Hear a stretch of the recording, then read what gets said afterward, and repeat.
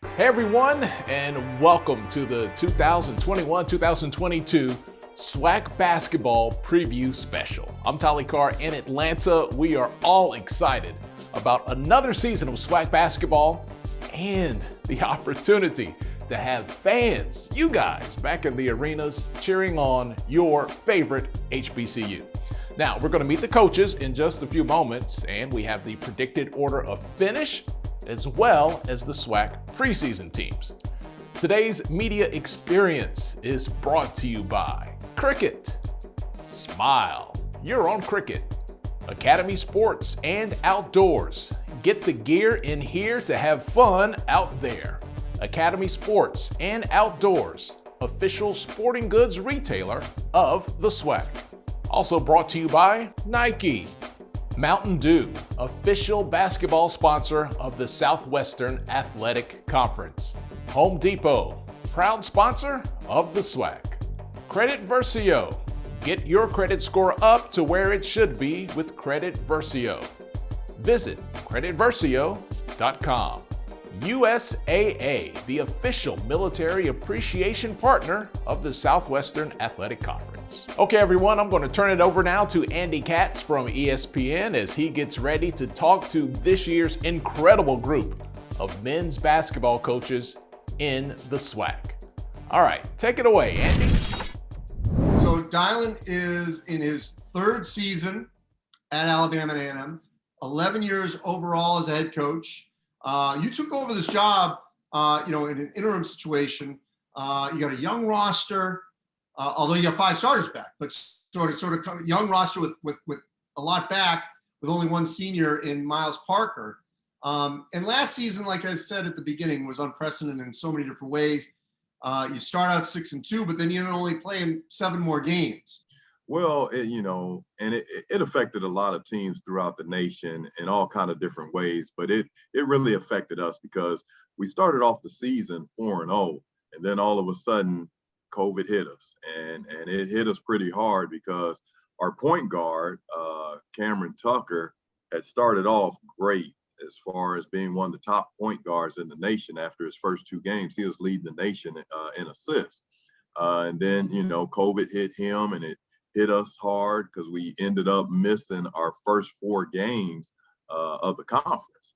And that just set us back. And also with all the stoppage that we had this past season, I really do think it dealt us a blow as far as team chemistry, because we had it going pretty good, but then with all the stopping and going, that really took an effect on us.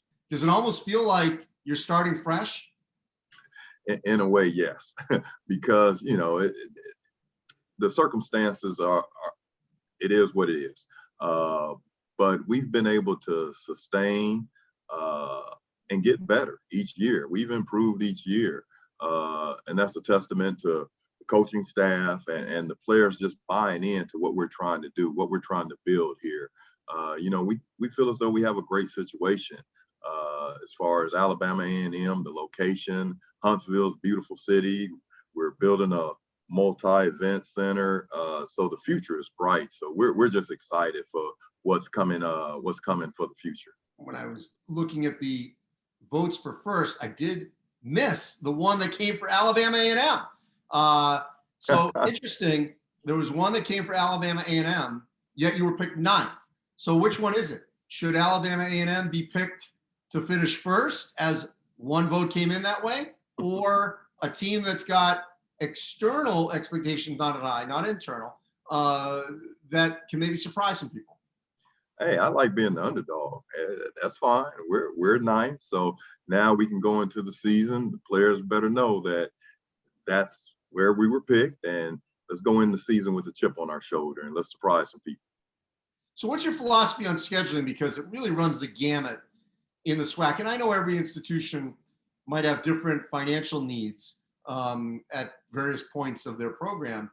But you also, correct me if I'm wrong here, but based on what you're doing this season, you're also not looking to go all over the place, a little bit more regional in your non-conference. What's the thought process there? That's very intentional as far as how I do scheduling.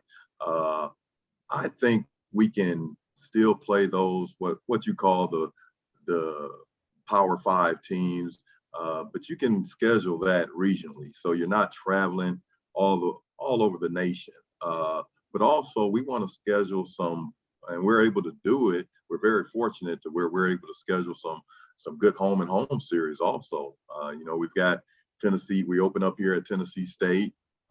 Last year, South Alabama came to us, and we've been very fortunate to have like a South Alabama, Jacksonville State, a North Alabama, Troy come to our place, and then we return the game to their place. And we've been very fortunate to we've won a lot of those games, a lot of those in-state games. So our schedule, we want to still play against the big boys and get the TV exposure, because I think the TV exposure is great for Alabama A&M, and it also allows my guys to compete at the highest level. The identity of Alabama A&M this season will be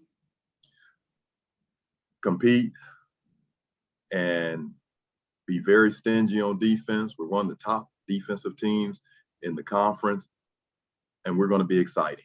We're going to be exciting to watch this year. With fans. And our fans are great. We have one of the best home court advantages in the SWAC. So we're looking forward to those fans. You're in your second season. You and I talked prior to your first season as you were getting this job in the middle of a pandemic. So 4-14 in that first year, that was unlike any season that any of us would experience in all our lives. But to get the job in the middle of a pandemic, now you can look back. What was it like? Well, I was able to set my culture. That was the first and most important thing for me. During the pandemic, obviously, those times was tough. Getting things done was tough. But I think that adversity alone has created, something that we have now, which is a pretty good team, pretty good staff that coincides with each other. We know we want, we know we need. We knew what players we wanted to recruit. We was able to get guys in here that we wanted, guys that we needed, the guys that fit, who we are as a program. So those things are starting to turn in year two. So let's talk about those guys like Kenny Strawbridge, DJ Heath, the returning guys.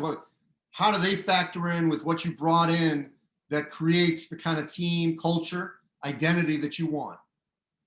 Well, absolutely. We got a big time transfer that came from the University of Texas, and Gerald Liddell. He's going to be big for us. He plays multiple positions, 1 through 5. Obviously, we had a transfer from Wyoming sitting out, John A. Logan, went to JUCO there and played with some really good players. He sat out last year. He'll be ready to go. And also, we got another transfer in from Cal State Fullerton that had to sit out. And obviously, plugging those guys with guys like DJ Heath, returning guys like Kenny Strawbridge, which is going to have a great season for us. And obviously, he's going to have a great career. But we have guys that, like Michael Barber coming from junior college is going to give us that much needed depth in the front court. And then returning, we got Jordan O'Neal. Nobody really talks about him, but he was second in our league in shot blocks. He missed like 4 of the last games of the season due to some injuries, but he's coming along. So I like my group. I like where we are. Obviously, we just ready to get to playing some basketball. I mentioned at the top these new agreements with the Pac-12 and Kentucky. Big schools coming to SWAC schools. I know you were out at Alabama, so the perception. What does it do to get some of these schools in your gym? Oh, it's huge. I wasn't a part of the Alabama team that came to Alabama State and played here at Alabama State, but my coach that I played for was. And it's a different perception. And it's funny that you ask this question, because I tell my guys all the time, because we getting ready for non-conference and we got to go play these schools that quote unquote, have better facilities and go on and on with it, correct? But these guys are the same guys. Don't look at yourself as second fiddle. Don't feel like you're second fiddle. You can go in and compete, and you can go in there and beat those guys. And it's the same way, you just feel like those type of situations need to swirl a little bit. But that comes with time, that comes with change. Obviously, it comes with support, and we can't speak on the support enough, from people to get involved. It's one thing about saying they want to support and actually doing it. And one last thing, Mo, fans, you haven't had that, that pleasure of coaching with a packed house behind you, or going in as that, sort of the rival, the opponent, the villain, if you will, if it turns into that, the hostile environment. You haven't had either one of those as a head coach yet. What's it going to be like? Well, I think I welcome that. Obviously, being a player, being in a lot of packed out buildings, some against, some with you. But at the same time, you kind of feed off that. I know I do as a person. I know I do as a coach. But I welcome that. I welcome that. And there's no other way to compete, and get that adrenaline going. And I know this is right out the WNBA finals, but if you was a part of that and you actually watched them play, you could only appreciate the game of basketball. I mean, it was so much passion on the floor, so much exerted energy on the floor. And you watching the WNBA finals, and half of the world can care less who won, but you can't tell those players that's on the court. You can't tell those fans in the building. It was just a whole different atmosphere. Hey, last thing before I let you go, you guys are picked 8th. I got to believe that you enjoy sort of being that underdog, underappreciated. Let's go get it. What do you think that'll do for this group? Only way is up. I feel sorry for 9 through 12, but at the end of the day, we're trying to move up in those standings. Our only goal is to compete to go to the NCAA tournament. And obviously, in our conference, only one team can go. And we let it be known we want to be that team. We will be that team. And up next here on our SWAC men's basketball media special, Landon Bussey from Alcorn State. You've been at Prairie View prior. You've seen sort of the top of the SWAC. What are some similarities of what you saw there? And I'm just trying to bring the same type of energy over here, the same type of culture, the same type of brand of basketball. And it's going to start with us just recruiting those specific type of athletes that we believe that can help be successful at this level and in this conference. So that's what we really try to lock in this year, start locking some pretty good recruits, and just try to change the brand of basketball. To what? Just toughness. I'm all about toughness and all about being on the defensive side of the ball. I try to get some guys who got a little bit of grit to them, guys who got some toughness to them, low versatility. So we get out in transition and run. So that's the biggest thing, is just trying to bring the toughness brand of basketball to Alcorn. So you've got grad transfers, as you said, almost a whole new roster. How are you managing it? Well,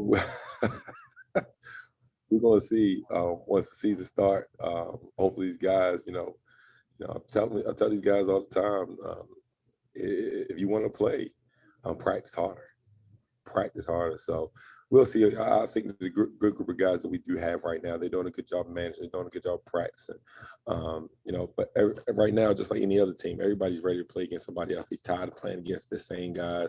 They're tired of teams, the other team knowing the plays. They're tired of the other team just knowing their weaknesses and things like that. So I'm managing it, and I think that, once the season unfolds, I think that we should have a successful season. All right, so every school in this league, has a different agenda, different financial needs, different scheduling philosophy. You guys are starting out with a Northwest swing, #1 Gonzaga as part of that. What was your thinking in making that kind of a trip and throughout the course of the non-conference? Because, you're not really going to be home till January. For games, I should say. I think the biggest thing is, for my guys, just to get experience playing. I mean, this year we have 3 teams that was in the Final Four last year. And I think that, for my athletes personally, you get opportunities just to go play against these guys are going to be lottery draft picks. And you got the opportunity to go play against some of the best college basketball players in the world. So we just want to focus on that. And I think it'll prepare us for road games in the conference. Just going down to, first game, Washington State. And I know it's going to be, go down to Gonzaga. I know that's going to be, good atmosphere. play Oklahoma, Minnesota, you know, just good atmospheres and things like that. And it's just going to challenge our guys. It's going to challenge us how well we stick together. Are we going to break? Are we going to splinter? I need to find out, you know, give about 9 or 10 guys, I tell them all the time, I need 9 or 10 guys, no matter if we up 30 or down 30, that they're going to be right there with me, willing to compete. To move up this season, what must happen? We got to share the ball. We got to share the ball. We got to defend. You know, we got a lot of guys who come from different programs, who, you know, was pretty elite players at their Pacific Institute prior, and you know, we got to share the ball. That's one of my biggest struggles right now, is getting my team to share the ball. And on the other side of the ball, we got to defend. We got to keep guys out the paint. We got to limit them to one shot. We're very big on that. You know, just keeping guys out the paint. I don't want to give up layups, and I don't want to give them second chance opportunity. I don't have no problem giving them a contested three. I don't have a problem sending a guy to the free throw line, but we want to keep guys out the paint. We want to limit them to one shot. And productive-wise, if there's at least 1 or 2 players that you've seen in practice so far who have exceeded expectations, or maybe done something that you didn't think they could, what is it? Who are they? I think one of the guys is I got a returning guy by the name of Otis Walker. He transferred to me last year from Stephen F. Austin. And I think that, you know, reason why, you know, he's having so much success here is because, you know, Coach Keller at Stephen F. Austin does a great job of preparing his team. And, you know, he was at Stephen F. Austin for 2 years. So he's been through good, tough practices for 2 years. So he's coming here and, in practice, he just was shooting the ball so well. He's defending. He's all over the place. He's just doing a great job. And another guy who I would say is Dontrell Mcquarters. He's a guy who 6'7" guy from Baton Rouge, Louisiana, transferred from Rider University. He has probably 9 points and 5 rebounds at Rider. He's doing an unbelievable job as well. Landon Bussey from Alcorn State. A semi-normal season coming up, hopefully. Stay healthy. Good news, and appreciate your time. All right, thank you so much. Tell me how you got down to Bethune and wearing multiple hats. How did this all play out? It's been a great journey so far. What a challenge, right? You know, when you get to a point in your life where you've had a chance to do a lot of things, you always want to do more, and this was an opportunity to do more. I always, you know, coaching, when you're a coach, you always want to coach.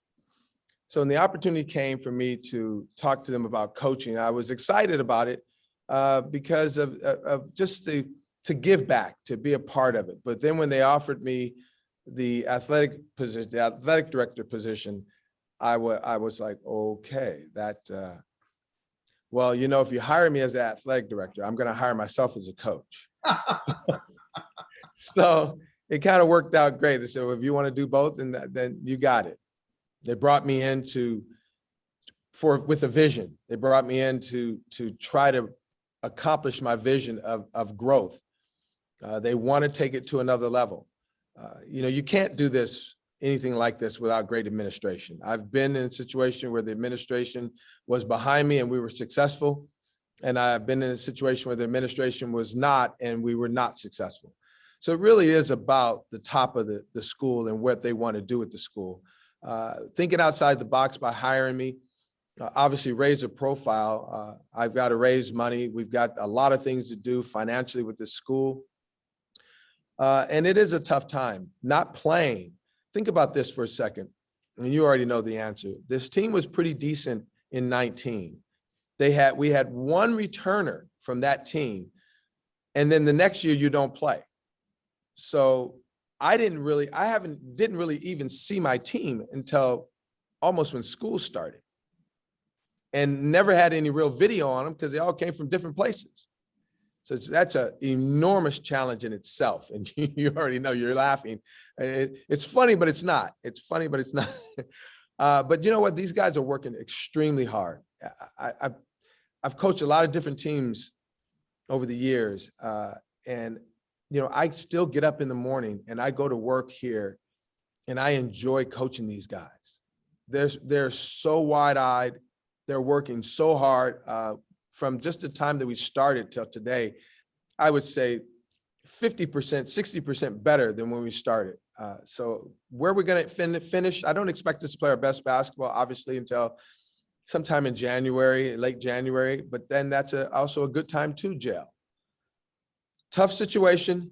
We got a lot of work to do, but it's gratifying. So you pulled off something in Florida that I know it's Florida, so it might be easier, but you know, you've got a tournament that you're hosting down in Daytona. Right. That you know, the SWAC schools don't get that opportunity often. Yeah. And so you've got Bryant, Air Force, Liberty, and I think Holy Cross is the other. Yeah, Holy Cross is in there. We'll either play Holy Cross or Air Force. Right. So you know, you've got non-conference games right there because people want to go to Daytona. Yeah. So that's obviously significant. You know, what's going to be your philosophy of using that to your advantage, while also there's opportunities to make money, you know, on some of these guaranteed trips, but you don't want to just, and I know every school is different. Some go all over the place and don't come back till January. Others want to have some sort of balance. Well, we've got 5 non-conference games here in Daytona, and Daytona being a destination city, we've built a great relationship with the city managers here, Derek Theacher and his staff, and it's really going to pay dividends because the SWAC knows, obviously, that this is a place where people like to come. So if we can have some synergy in that area, we can create a winning atmosphere. Who knows financially what it could mean for the city of Daytona and our program, because obviously you can use those things in recruiting. You got a phenomenal building in the Ocean Center that we'll play that tournament in. So we're very excited about it. You know, other than that, we've got 8 bye games. I'm going to actually probably challenge Johnny on who's going to have the most bye games here. But when it's utilized the right way, yeah, we probably can't be, because, you know, he's got like 25. You know, but when you utilize that bye money the right way, it does help your program. And it's really about creating an atmosphere for these kids to feel comfortable while they're in school. And, you know, with the portal the way it is, I can sit down and have conversations with kids that are supposed to go to Power 5 schools about coming to Bethune-Cookman. So I'm really excited about that opportunity. Well, Reggie, I'm thrilled for your success. I know you're not going to sleep much as the athletic director and the head men's basketball coach. No. But, you know, great to talk to you again. It's been a while, and look forward to seeing what you do at Bethune. Listen, I must have arrived somewhere positive, because I'm talking to you. That means I'm still in the big time. Well, I appreciate it. Another old friend that talked with Robert many moons ago in other previous stops, now at Florida A&M in his 5th season with Florida A&M. So yet another intriguing group that you've got there. You know, I've been asking sort of your peers of what it was like to go through last year to get to this point and the challenges. What did you experience, Robert? Well, I don't know. First of all, it's great to connect with you again, Andy. As you say, we go way back. I would anticipate the previous coaches mentioned how challenging it was. And for me, it was one of the most challenging years that I've gone through, from the standpoint of, I mean, literally having to always expect the unexpected. So from week to week, from day to day, you didn't know what was going to happen. So it made it very difficult to prepare, to plan. But yet, I think in the end, I think it said a lot about our players, about how resilient they are. So you got an interesting roster. And I think a lot of schools are like this, where they've got tons of experience, maybe with, as you guys do with grads and seniors, and then freshmen. A lot of schools are sort of missing that middle, you know, because of everything that's happened with the portal and the draft. And did some players take the extra COVID year? They did not. So how would you judge sort of that balance of this roster? Well, as you look at our roster, clearly, I think the one thing that jumps out at you is experience.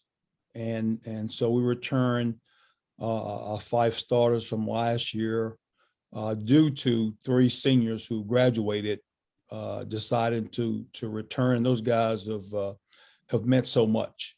Those 3 guys came on board with me when I was hired in 2017. and each of the situations is a little bit different, but yet they meant so much in the program. They've been a part of 3 consecutive winning records in conference play. And so prior to our arrival, we had not done that. It had a winning record in MEAC play in 12 years. So those guys have been a part of that. They were part of a huge win at Iowa State 2 years ago. So just a group of 3 players who've done everything we've asked. And then you add to that group MJ Randolph, who I don't have enough time to speak to what he is as a player, as a young man. He was first team All MEAC last year, made the All Defensive Team. As a freshman, he was MEAC Freshman of the Year. And so to return him, and then Jaylen Speer, a kid from Gainesville, Florida, who played at the Rock, arguably could very well have been MEAC Freshman of the Year last year. What are your thoughts on the agreement of Pac-12 schools going to SWAC schools? The first word comes to mind. It's historical, and it is in every sense of the word. And I can't say enough good things about our commissioner, Dr. Charles McClellan, the vision and the commitment, and also the agreement and the interest and commitment from the Pac-12 to want to do that. Again, it's just historic. I can't say enough good things about it. And just think, a few years ago, this would not have even been imaginable. And so again, it's just a win-win. And I think all of us will certainly, benefit, from those teams coming to our facilities. What is it about that intimacy, that familial aspect of some of these schools, like a Florida A&M, that you've enjoyed so much? Well, I think a lot of it's going to vary from person to person, from school to school. And if you'd asked me 20 years ago, quite honestly, I don't know that it's something that I would have had a great deal of interest in. But what I will tell you is during my tenure at the University of Florida from 90 to 96, it was during that time that I learned so much about FAMU. And so to me, it's in addition to being HBCU, FAMU is a special place. And you look at where we rank academically, just outside the top 100 public schools in the country. And so that says a lot. You look at our School of Pharmacy, we produce more Black pharmacists than any school in the country. School of SBI, Business and Industry, Engineering. It's a special place, over 80,000 active alums. So it was a lot of those things that made me feel that FAMU had the potential. We have an outstanding facility. So all of the things were here to have success. And so it's the combination of those things that made FAMU really intriguing to me. Well, Robert, I think once again, this will be a team that'll be thoroughly in the mix in the SWAC. Great to see you again and chat with you. Best of luck this season.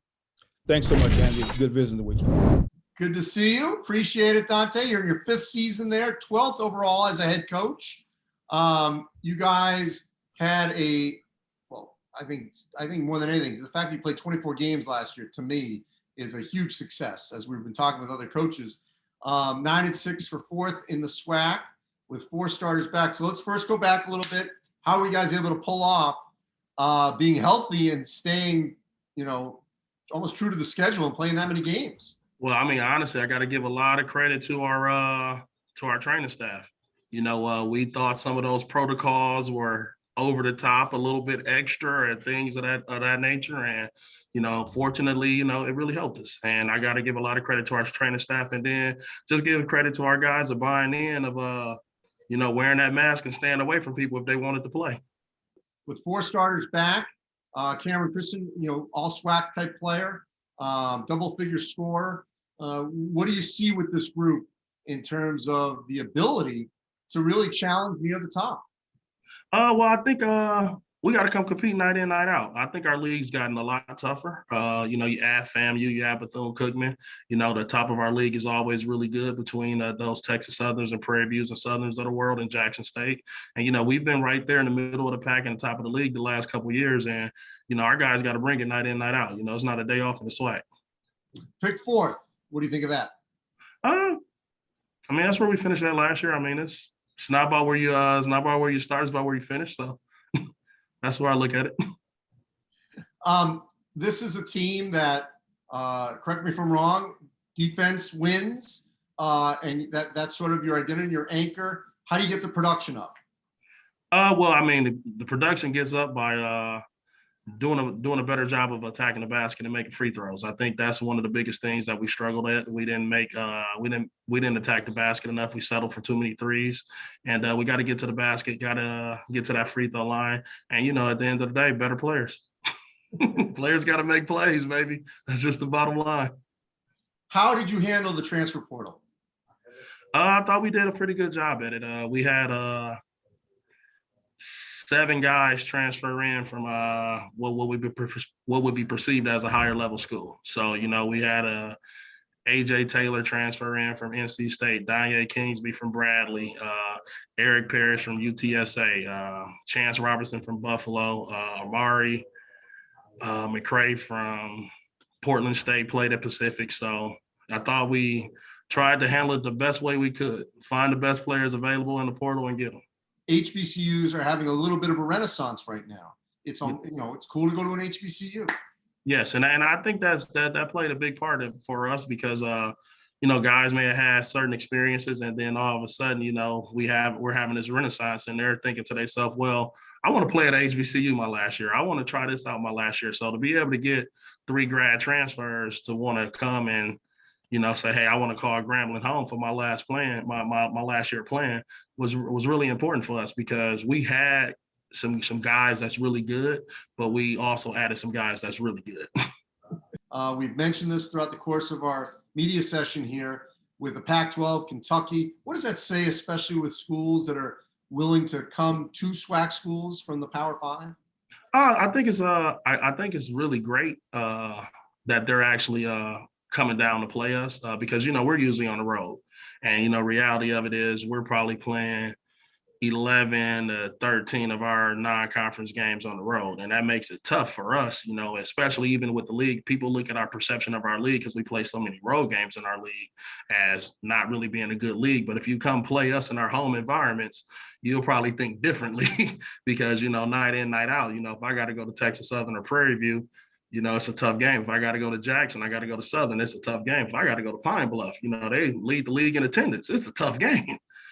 So, it's great to have some of those Power 5 schools to be willing to come down and play, at our homes. So to that point, before I let you go, the aspect of those home and homes within the SWAC, that atmosphere, what did people miss by not having it last year? To be honest, you missed a lot. You missed that fan participation. You missed those hecklers sitting directly behind your bench. You missed that crowd going crazy when it's a 8-0 run or whatever the case is. And, just with us, even last year, we had a limited crowd. It just didn't seem the same. So, even I tell people all the time, we played Arizona, and I could literally look down the court and listen to almost what Coach Miller was saying. I'm like, this is crazy. This would never happen. This is Arizona here. So it was just different. And it's definitely different being in the SWAC. Okay, 6 down and 6 to go. Let's quickly take a look at this year's All-SWAC preseason team, brought to you by Cricket. We're going to start with the second team, John Walker III down in Houston for Texas Southern.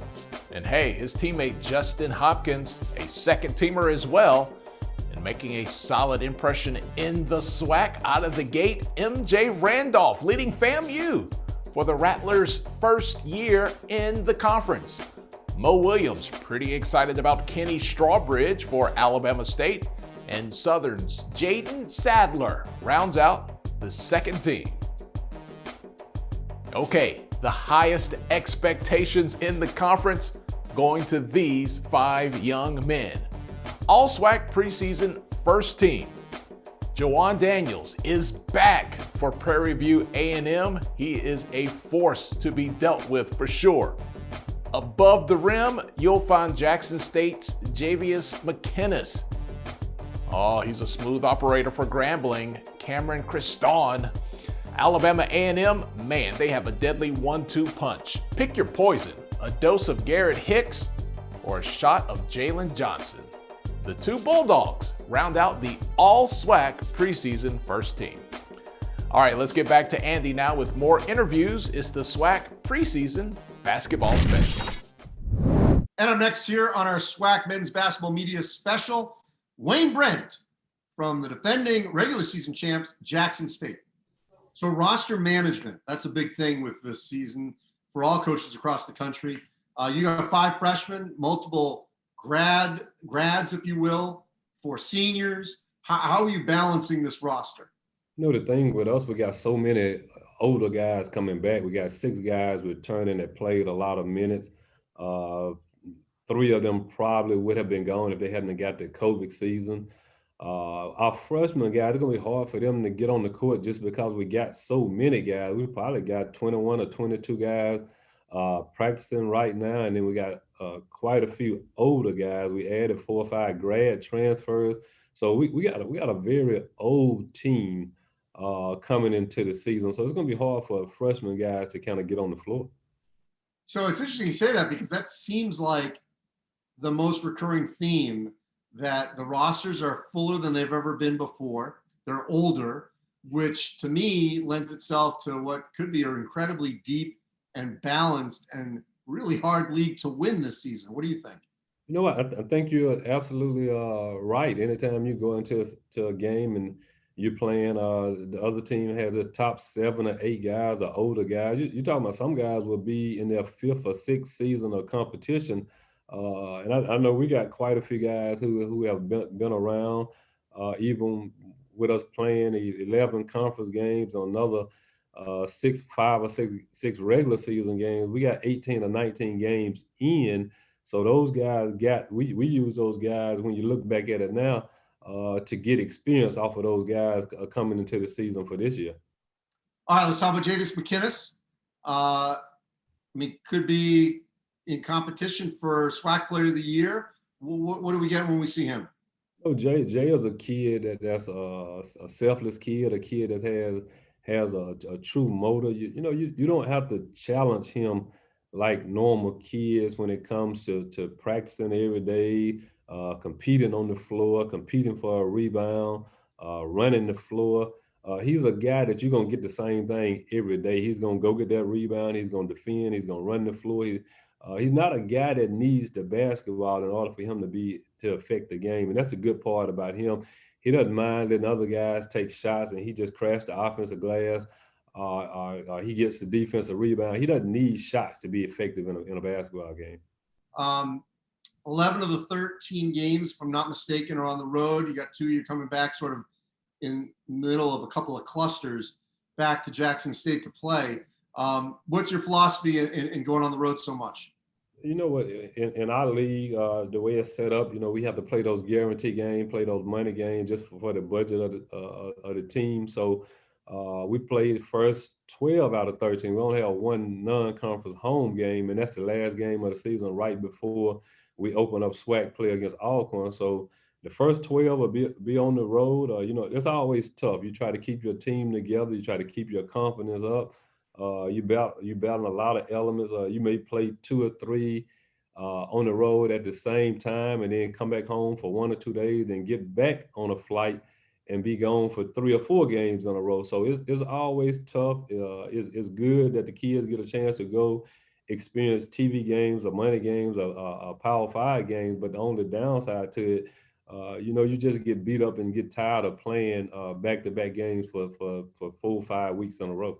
What do you think about the Pac-12 bringing its teams down into the south of the SWAC? No, I think it's a great idea, because normally we wouldn't get to play a Power 5 team on our home court. I don't think any team, I've been in the league 9, this is my 9th season. I don't recall a SWAC team being able to play a Power 5 team on their home court. So with that being said, just to be able to get one of those schools to come to your home gym and play, I think it does good for the community. I think it does good for the league, and it definitely does good for the home team that gets a chance to host one of those games. The preseason poll is out, and Jackson State came in at 3rd. How realistic is that?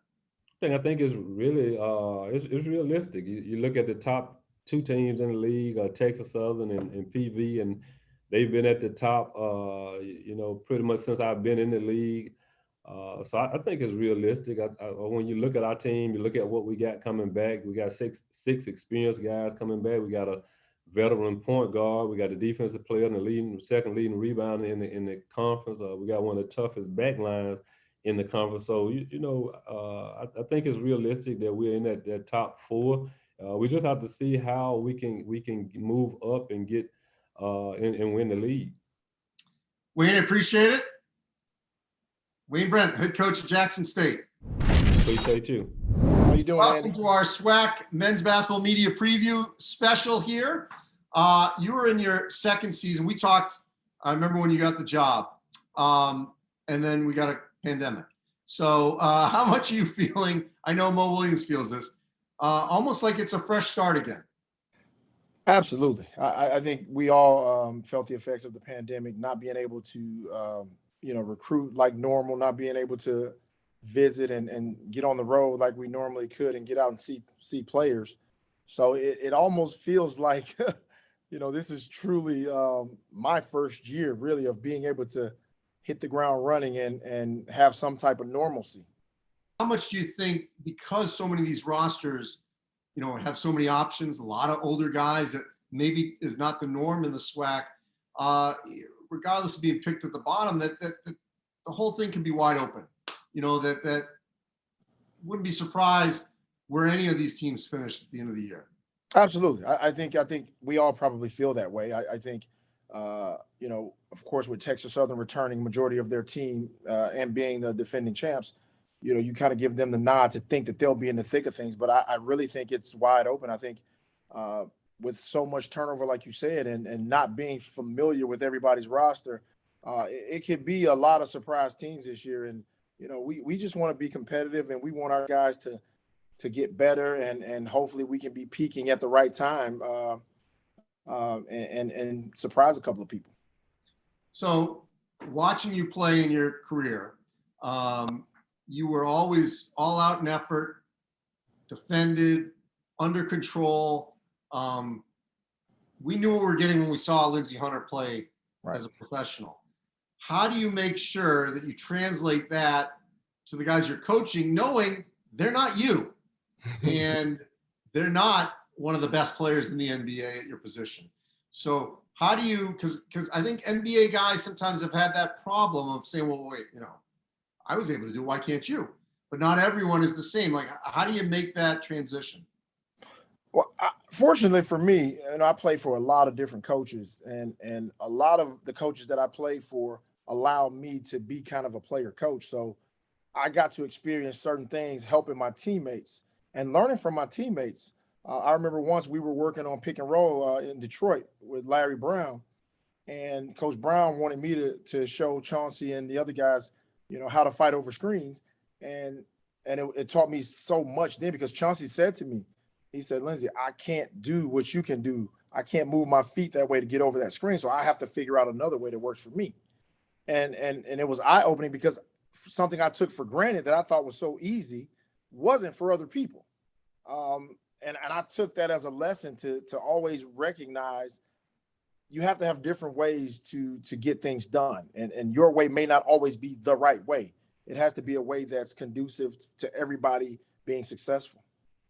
You're also a great example of not everyone has to go to, school X to get, to the professional promised land. How much do you use that there's as you say, pathway for every individual to do something to get from point A to point B can be different. How much can you use your own life experience as you're coaching? I use that quite a bit, because, the first thing a kid has to understand is, where do they want to be and how do they want to pursue their college career? Do you want to go to a Power 5 school where you may have to sit a couple of years before you get to contribute? Or do you want to go somewhere where you can start developing right away? I was raised in an HBCU environment, so it was a no-brainer for me. That's what I grew up loving. I grew up watching Eddie Archie and all the guys that I emulated, Tyrone Kidd at Jackson State and Eddie Archie at Alcorn, and those were my heroes. So I looked at those guys like other guys looked at, Sleepy Floyd and those type of guys. So my path was an instant development from a freshman up until I got a chance to be drafted in the top 10. Everybody's path is different. And as a player, you got to decide, how you want to be developed and how do you want that path to go. And I often tell guys a lot of times, you can come to a place like Mississippi Valley or go to a HBCU and get your development right away. It's kind of like on the job training. And for me, that worked. And for a lot of guys, it's starting to open a lot of more doors for players and for coaches as well. Lindsey, it's always a pleasure. I wish you nothing but great success down in Mississippi Valley. Thank you, Andy. Thanks for having me. All right, Lindsey Hunter, the head coach of Mississippi Valley State, and joining us now, Byron Smith. Good afternoon, Byron. Pick second. What are your thoughts? Good afternoon, Andy. That's fine. We'll take it. Well, with this group, it's your sixth season as head coach. Last year, 12-6 in the league, tied for second, 16-18 overall. First off, the fact that you played that many games, how'd you pull that off? I guess we were fortunate in some areas, obviously dealing with COVID. That was a bit tough, but we just played when we were allowed to and just tried to stay ready. And, I said that the teams that were able to make adjustments would be successful. And I felt that we did a pretty good job of making the adjustment and just stayed ready to play. Love the game. Kids bought in and, thought we had a solid season. Obviously, we didn't accomplish the ultimate goal to get into the NCAA tournament, but we were right there. So definitely was pleased with what we did and looking forward to 2021 and 22. So with 3 grad super seniors and multiple experienced players, a couple double-figure scorers returning. I mean, I can see obviously why this team was picked in the top 2. What was your mentality of trying to balance this roster of looking for that experience, seeing if you want to get into the portal and adding to a roster that obviously already was pretty successful last season? Well, Andy, as a kind of our philosophy here is we always like to try to get, older kids, experienced kids that have kind of been through, some basketball situations, if you will. So not saying that we don't recruit high school kids, but, we've kind of made our mark here, recruiting, junior college kids and getting transfers and just still the uncertainty of how it was going to be this year, obviously with the potential to be us to be impacted by COVID again. Wanted to try to go that route again and bring in some kids that maybe had already experienced that, going through COVID, or, some high level junior college kids, that have been through some tough situations. So with what we had coming back and what we wanted to add, we just wanted to have some experienced guys that have been through some things and, been able to put up some numbers, some other places that could come in and kind of hit the ground running. Obviously, we were always in teaching mode. But, to try to put together a roster, we didn't have to teach as much in terms of basic fundamental things. And I think we were able to do that.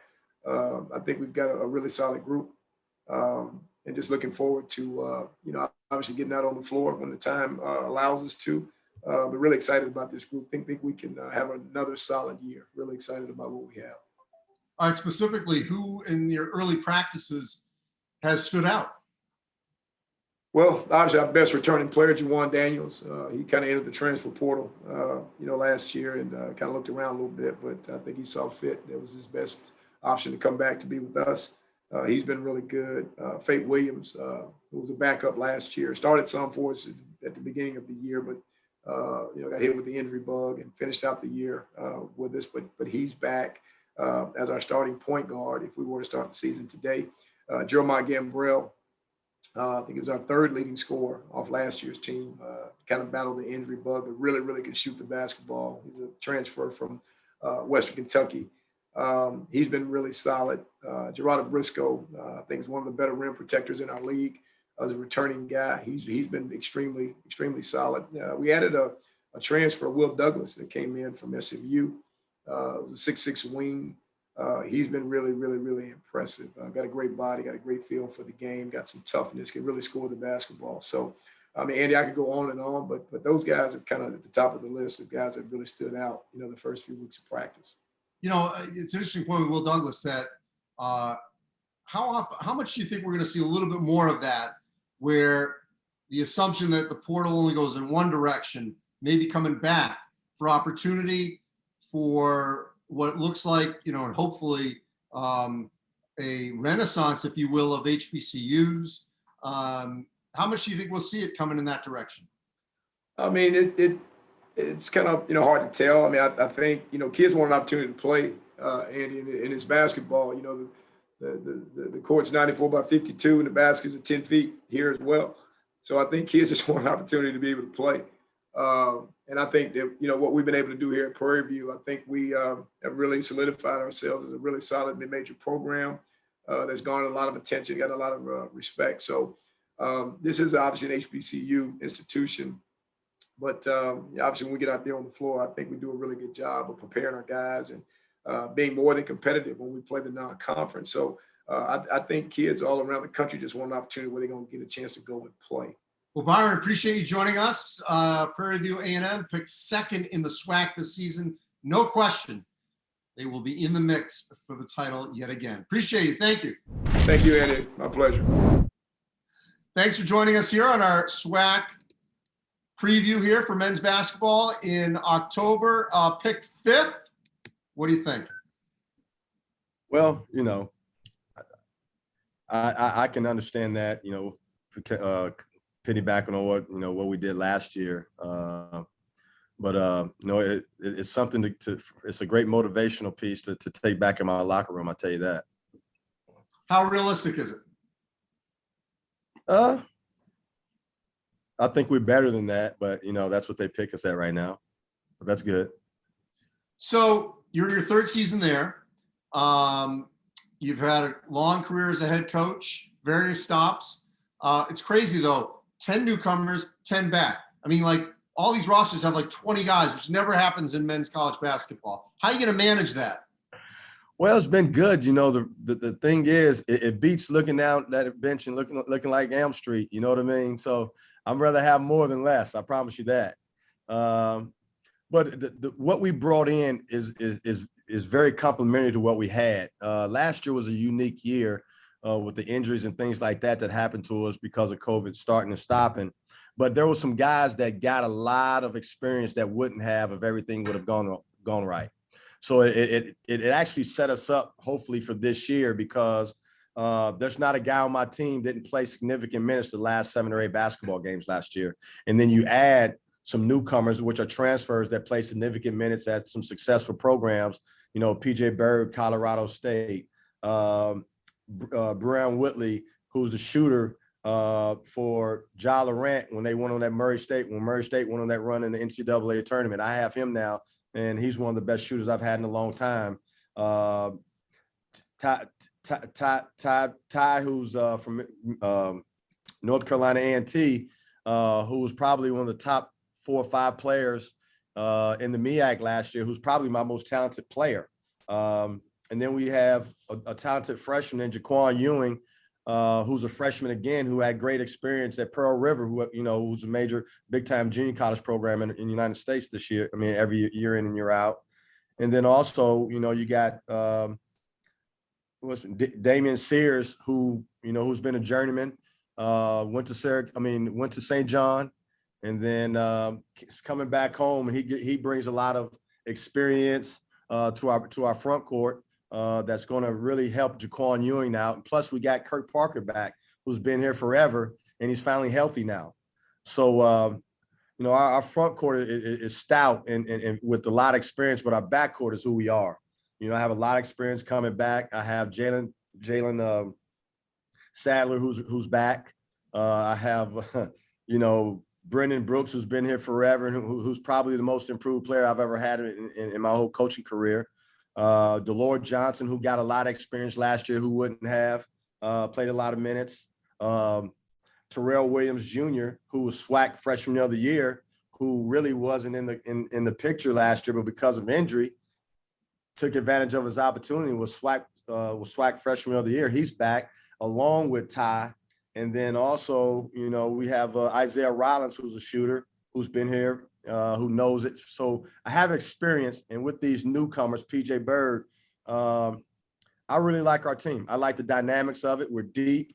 We're going to be faster than I've been since I've been here at Southern, and we have basketball players, guys who've been coached good, who come from pretty decent programs, and who have won at those programs also. So they already know what winning is about, and they bring that. They just join into the culture here. So it was really a smooth transition for everyone because they came from winning programs. Their attitude was great coming in, and they just molded into what we were already doing. And the best thing about this whole situation is we had summer.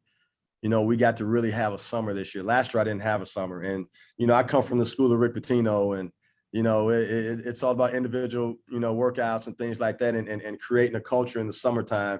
And we were able to do that this year and have everybody back this summer leading into this year. So throughout the course of this media session, I'm talking to coaches that have coached at all levels about players who have gone in both directions, whether they're transferring, you know, peer-to-peer, a little up, higher up, going different directions. What is it about the HBCUs now? And I feel this, and I've said it, you know, to your colleagues here, that I really feel like there's a renaissance right now where it's cool to go to an HBCU. It's fine, whether you're the head coach, assistant, players. There was a time where it was really hard to move as a player or as a coach. And now it's going in both directions. Why do you think? Well, you know, the culture's changed. You know what I mean? Black Lives Matter is playing a part in it. And so now people are really paying attention to something that's been good all along, you know, and Jeff Goodman did a deal, a Zoom call with a bunch of us a few months ago. And he asked why can't coaches move? You know, it's only been two guys, myself with three, Mike Davis and someone else that was at Mississippi Valley that left and went to Jacksonville State. It's because the notoriety is just not, you know, the publicity that we weren't getting. Now we're getting coverage.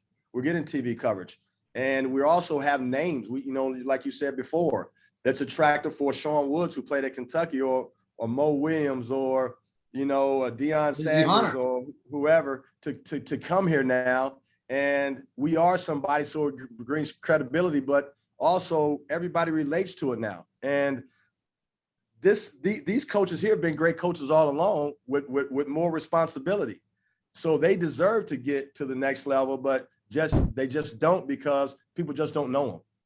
And now with you and the publicity that this league is getting and the MEAC's getting, now it's going to be a surge of guys from our league heading to other jobs and doing a really good job when they get that opportunity. Well, Sean, it was great catching up with you. Glad you're doing well down at Southern. Appreciate you, and hopefully we'll talk soon. Thank you. Good talking to you.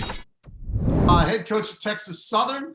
As I said, Johnny, this is my life. I mean, I'm just talking to coaches that I have not talked to, and now you have talked to more recently, but a number of coaches have come back to the HBCUs. Sean Woods, Reggie Theus, Robert McCullum, over the last 5 or so years, that it really speaks volumes to where we are with these schools, where we are in college basketball. What does it tell you on the player level and at the coach level that we're seeing so many different individuals say, you know what, I want to be at an HBCU.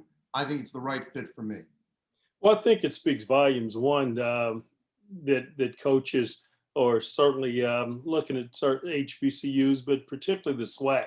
And I think one, it has a certain degree to do with the leadership in the SWAC. And you certainly have to give credit to Dr. McCullum, which have done a tremendous job of creating an environment and excitement for the entire league as a whole. And so that's for starters. And when you look at the caliber of coaches that have come back into this league, and the degree of it from especially with NBA guys like Mo Williams and Reggie Theus, who've done a tremendous job. That certainly a standout. We're excited about it, and I think it certainly bring a lot of validity to really what we're doing, and is going to bring a lot of excitement to our programs across the board. All right, pick to win the SWAC. What do you think? Well, when people are mad at you and they're trying to do you wrong, they'll put you out there like that. So I've got a lot of friends. I have a great deal of respect for all these coaches that are in the league. They've done a phenomenal job from top to bottom. And you can look at Prairie View, what they've been able to do over the last few years, just since I've been here in the league. And you can just go down the list from Southern to Grambling and how competitive the games are. And so it's exciting for me. I'm thrilled that they thought enough of us to put us up there at the top. And we certainly know that we have to play a certain brand of basketball to remain there, because every night we will be in a dogfight in this league, because it's a very challenging league with tremendous players and great coaches. So 4th year at Texas Southern, 21st overall as a head coach. 4 starters back. That's why you're picked first. 79 overall last year, 10-3 in the SWAC, with a W in the NCAA tournament. Second time in the last 4 NCAA tournaments, 2018, 2021. What's the significance of getting that win, being in that first 4 where you've got you can captivate, because you've been on all sides of this at different levels, but where your game is the focal point at the beginning of the tournament? Well, it's exciting for us at the end of the day. And I think the beauty of this team, one, we have 9 guys returning from last year's team that was part of a championship. 7 of those guys had opportunity to start really throughout the year. We've got 6 guys that are still on this team who walked across the stage and got the degree last year and decided to come back. So the experience and everything is there. These guys have had an opportunity to taste it, and getting into a tournament game like that last year in the NCAA tournament after a hard-fought battle there in the conference tournament, and then being able to be successful in that game, being down at half, coming back out, playing a really good second half of basketball and playing extremely well. And even getting into a game like Michigan, who's a very talented team, and for guys just to continue to fight throughout for that 40 minutes, especially that last 20 minutes, it meant a lot to this program, meant a lot to the team. And it gave us something as a marker that we certainly need to set for ourselves, and in terms of setting our sights high, in terms of being able to compete at a high level, and these guys understanding. And we hope that we were able to answer some of that through our recruiting last year that gave us a reason to have setback last year in that big tournament, when the NCAA tournament. You're not playing at home until January 8th. Now, the league didn't do you any favors a little bit, with a couple of games to start on the road, but still. They know what they signed up for. I knew as a coach what I was signing up for when I took on this responsibility and the job. So understanding how important it is to go out, compete at the highest level on somebody else's floor, trying to win games out there. We've been fortunate enough to be able to point to several games that we've been able to win on the road, like places like a Baylor, like an Oregon.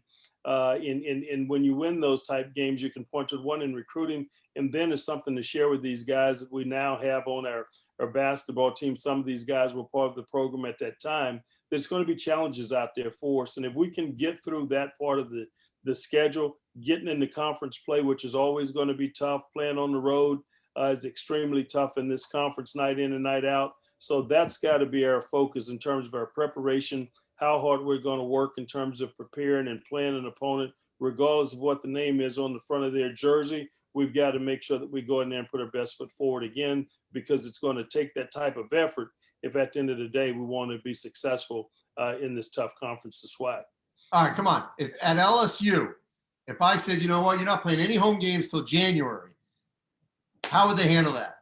I'd ask them what happened to the gym. Did it burn down, or what transpired, what happened?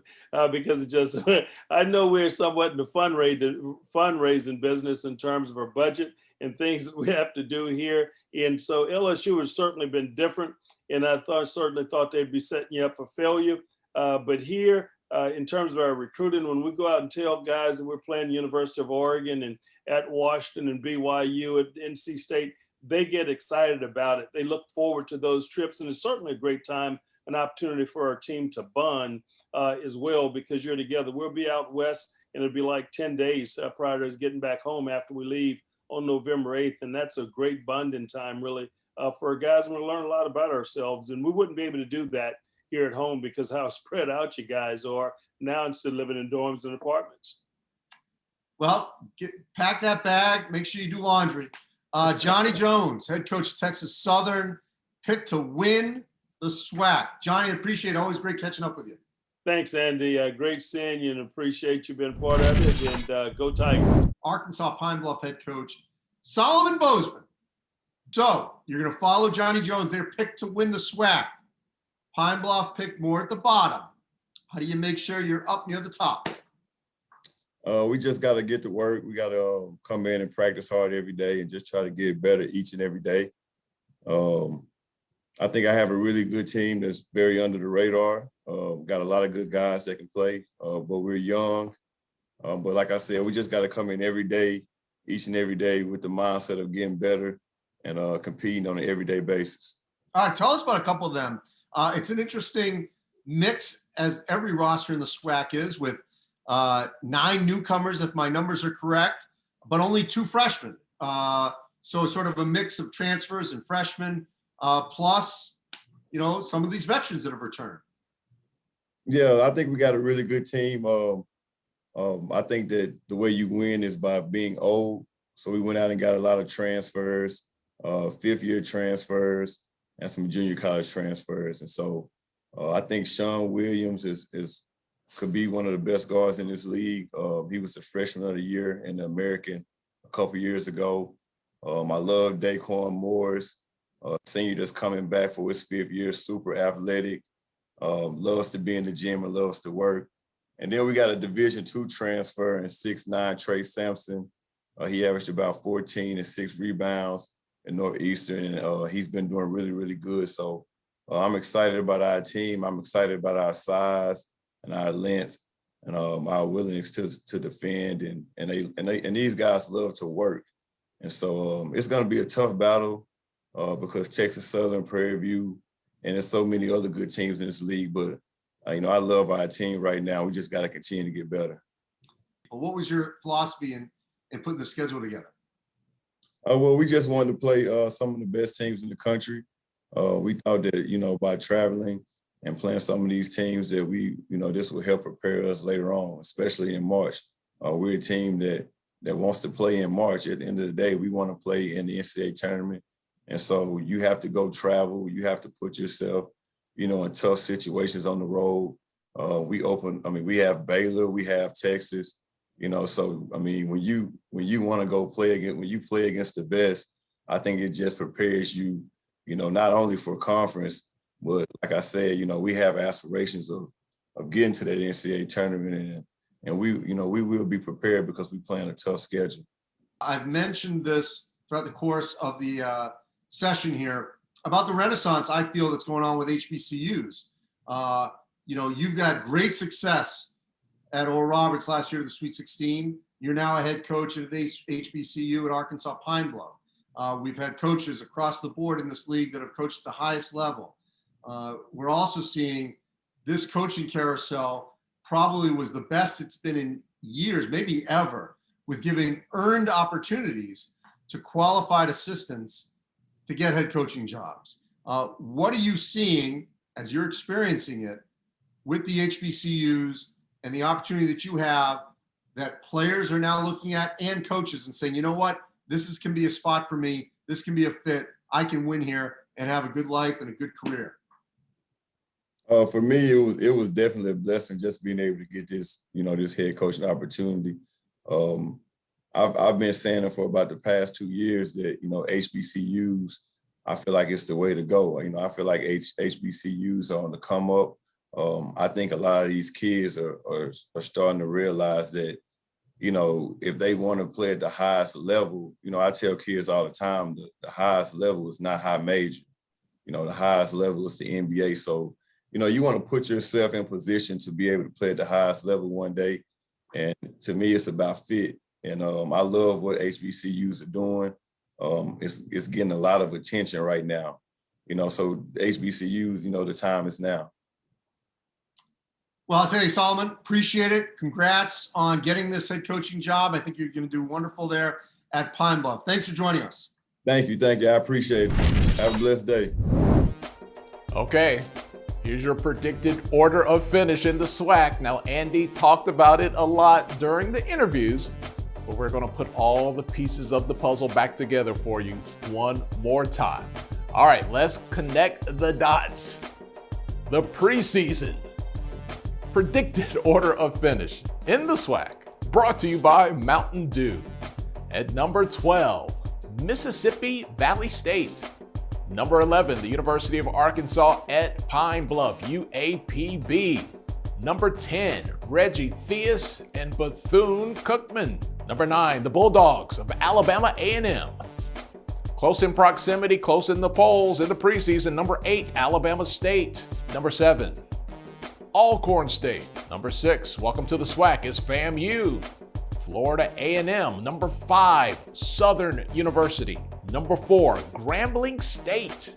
Picked to finish 3rd this year, Jackson State University, the Tigers. Your top 2, Prairie View A&M, predicted to finish 2nd and predicted to win it all again this season, the defending champions, Texas Southern University.